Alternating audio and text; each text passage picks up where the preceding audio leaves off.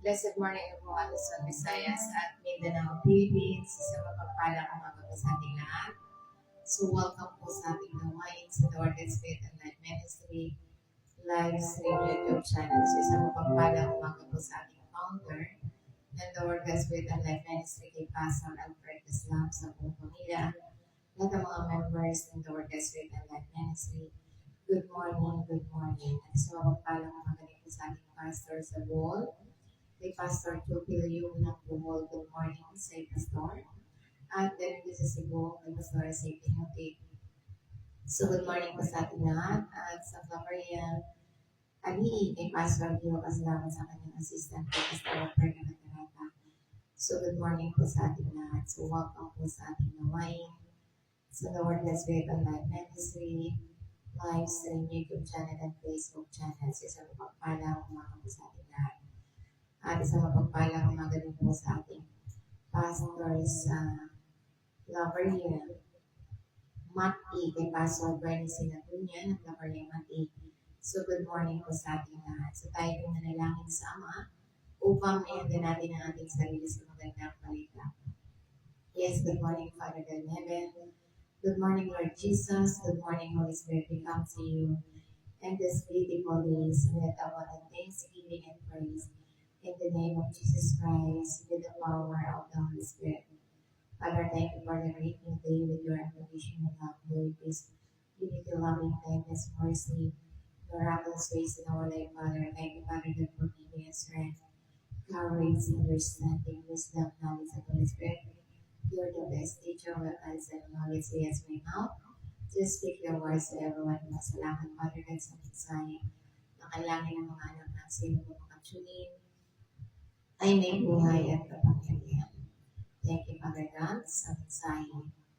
Sa paggamit mo ng aking mga bibig upang mapahayag ng gandang balita. Let their spirit and their life, Father. Thank you, Father God. Thank you, Lord Jesus. Thank you, Holy Spirit. All the glory and honor belongs to you. In Jesus' name we pray. Amen. Praise the Lord. Purihin ang Panginoon. So good morning once again. So ano nga ba yung pagninilay-nilayan natin sa oras na ito?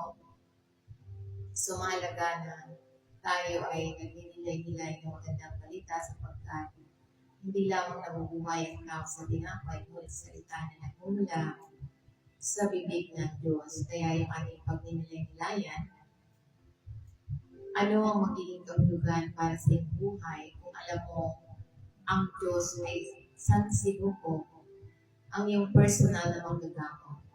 Isipin mo na mamuhay ng malaya mula sa sakit, sa takot ng sakit, alam mo, nasa likod mo ang Diyos. So kaya nga ito sinasabi na isipin tungkol tulad ng mga taga-Israelita na nakatayo sa gilid ng dagat na ulang. Nasaksihan lang nila ang mahimalang kapangyarihan ng Diyos at ngayon ay tinitiyak niya sa kanila ang kanyang presensyang nagpapagaling, nagbibigay sa kanila ng pag-asa sa kanilang paglalakbay sa hinaharap. So kaya nga ito yung ating pagninilay-nilayan. Ang ako ang Panginoon na nagpapagaling sa iyo. Sabi, I am the Lord who heals you, sabi ng Panginoon. Sapagkat ito yung banal na kalusugan at pagpapagaling ng Diyos na nangako siya na aalisin ang sakit ng kanyang mga tao kapag sila ay lumalakad ng tapat na naglilingkod sa Panginoon. So kaya nga ito yung magandang balita na ating pagninilay-nilayan. Na sabi ng Panginoon, I am the Lord who heals you. So kaya ito yung ating pagninilay-nilayan na mababasa natin sa Exodus chapter 15, verse 26. Sabi nga rito, if you listen carefully to the Lord your God and do what is right in His eyes, if you pay attention to His commands and keep all His decrees, I will not bring you any of the diseases I brought on the Egyptian, for I am the Lord who heals you, sabi ng Panginoon. So kaya nga, ito yung pamilya natin. I am the Lord who heals you. So ito yung sinasabi na obedience to God's command. So kailangan natin yung pagsunod sa mga utos ng Diyos na tinawag tayo ng Diyos na sundin ang kanyang mga utos sapagkat ito yung sinasabi na tinatawag ng Diyos ang kanyang mga tao upang makinig ng mabuti. Upang makinig ng mabuti, ito ang layunin ng Panginoon na tayo makinig sa kanyang mga utos.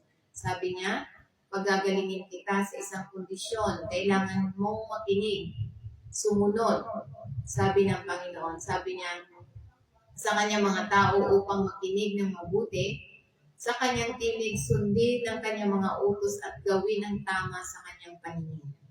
So ito yung kondisyon ng Panginoon na binibigyan din ito ang kalagahan ng pamumuhay sa pagsunod at patnubay ng Diyos. Dahil sinasabi niya, God as a healer, God revealed Himself as the one who heals you, not only in physical sense, but in spiritual manners, spiritual and emotional na pagpapagaling. Kaya nga sinasabi niya, ang kanyang kapangyarihan sa pagpapagaling sa nakatali sa kanyang pakikipagtipan sa kanyang mga tao. So kaya nga ito yung sinasabi na proteksyon sa kapahamakan. Nangako ang Diyos na kanyang puproteksyonan mula sa mga sakit na sumasalot sa kanyang bayan kung ang kanyang mga tao ay mananatiling tapat. So ito yung kondisyon ng Panginoon na kailangan tayo manatiling tapat sapagkat sabi niya, puproteksyonan niya tayo. Dahil ito yung pangako ng Panginoon na tayo puproteksyonan sa lahat ng mga salot, mga kamatayan, mga aksidente. Ito yung kanyang pangako.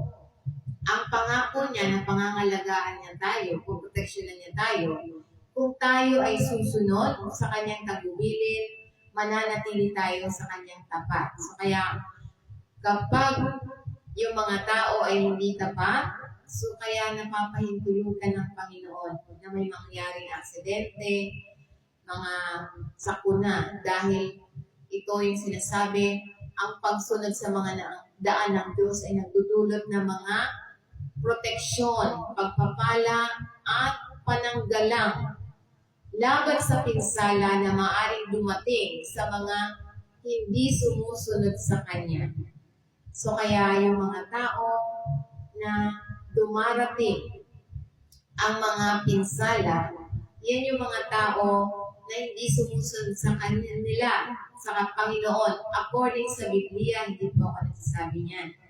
So Biblia po ang nagsasabi na yung mga dumarating na pinsala sa mga tao dahil sa hindi nila pagsunod sa Diyos. So kaya pinapahintulutan ng Panginoon na mapinsala, na maaksidente dahil sa hindi nila pagsunod. So yan ang sinasabi sa Biblia. So lahat po ng sasabihin dito mula lamang sa Biblia. Kaya nga, ano ang dapat natin gawin bilang mga believers? Kailangan natin obey God's word. So kailangan natin sundin. Sikaping mamuhay ayon sa mga utos ng Diyos. Kaya nga yung ating pamumuhay mula lamang sa utos ng Diyos. Ang ating kaisipan mula lamang sa salita ng Diyos. Ang ating pinag-uusapan mula lamang sa salita ng Diyos. Dahil dito sa salita ng Diyos, kung gusto mong maging mayaman, pag-usapan natin ang kabutihan ng ginawa ng Panginoon ng Diyos sa atin para tayong maging mayaman. Nasa Bible po. Kaya lahat ng ating pag-uusapan, salita ng Diyos, dahil kung gusto mo na maging mayaman, nasa salita ng Diyos, yan ang pag-uusapan natin. Kung gusto mo na maging walang sakit, nasa salita rin ng Diyos. Kung gusto mo na i-enjoy mo yung buhay for the rest of your life, nasa salita ng Diyos. Kaya dapat tayo nagtitiwala na ang kanyang mga daan ay humahantong sa buhay at kalusugan. So yan ang sinasabi. At kailangan din natin na tayo magtiwala sa pagpapagaling ng Diyos. Umasa sa Diyos para sa pagpapagaling, pagpapanumbalik sa lahat ng bahagi ng iyong buhay. Physical man ito, emotional, spiritual, financial, relasyon. So magtiwala tayo sa Panginoon sapagkat ito yung sinasabi na dapat tayo ay hanapin natin ang proteksyon ng Panginoon dahil nangangako siya ang paglakad sa katuwiran na alam na pinoprotektahan niya tayo at pinangangalagaan niya tayo habang sinusunod natin siya. So ito yung pangako ng Panginoon. Kaya kung tayo ay sumusunod, isinasabuhay natin ang mga salita ng Panginoon. Ito yung pangako. Naaalagaan niya tayo, hindi niya tayo pahihintulutan na maaksidente, mapahamak. At sinasabi dito na ito yung pakinabang sa mga sumusunod sa Diyos kasama ang kanyang kapangyarihan at proteksyon, pagpapala, pagpapagaling na nagpapatibay sa kanyang katapatan sa mga sumusunod sa kanya. So kaya nga bilang mga mananampalataya, ito yung dapat nating pagmilay-nilayan ng pagtitiwala sa Diyos bilang pinakahuling manggagamot ay tumitiyak sa atin ng kanyang pangangalaga sa ating physical na kagalingan. So walang gastos kapag tayo'y nagtiwala sa Panginoon. Dahil ang pagsunod ay nagdudulot ng proteksyon, kagalingan, tagumpay, at kaaya-ayang buhay. So yung pangako, ang Diyos ang nagpuproteksyon, nagpapagaling, nagpapaunlad at nagbibigay ng tagumpay para sa mga sumusunod sa kanyang mga utos. So ito yung kondisyon ng Panginoon sa atin. Kailangan nating sundin. Kinakailangan nating sundin. Mandatory nating sundin. Kaya nga ito yung sinasabi na nasa atin ang pagpili. Kung gusto natin na tayo ay maging pangangalagaan tayo ng Diyos, pagagalingin tayo, pakikinggan tayo sa lahat ng ating mga kahilingan, kailangan nating makinig sa Kanya, sumunod sa Kanya, at gawin natin ang Kanyang salita. Dahil ito yung tapat ang Panginoon sa lahat ng Kanyang mga pangako at pagmamahal sa lahat ng Kanyang ginagawa. So kaya nga ito'y sinasabi ng banal na kasulatan, sinasabi niya sa Psalm 145 verse 13, "Your kingdom is an everlasting kingdom, and your domination endures through all generations. The Lord is trustworthy in all He promises, and faithful in all He does." So, ibig sabihin, ang Diyos ay tapat sa lahat ng Kanyang ginagawa. Ang Kanyang kaharian ay walang hanggang kaharian. Ang Kanyang kapangyarihan ay nananatili sa lahat ng saling lahi. Ang Panginoon ay mapagkakatiwalaan sa lahat ng Kanyang ipinangako. So kaya nga, magtiwala tayo sa walang hanggang kaharian ng Diyos. Ipinapahayag ang walang hanggang kaligtasan ng paghahari ng Diyos na idinidiin ang katatagan at pagiging permanente na hindi nagbabago ang pangako ng Panginoon. Kaya nga, ang Kanyang kapangyarihan ng Diyos ay sumasaklaw sa lahat ng henerasyon na nagpapahiwatig ng Kanyang kapangyarihan sa lahat ng panahon at nilikha.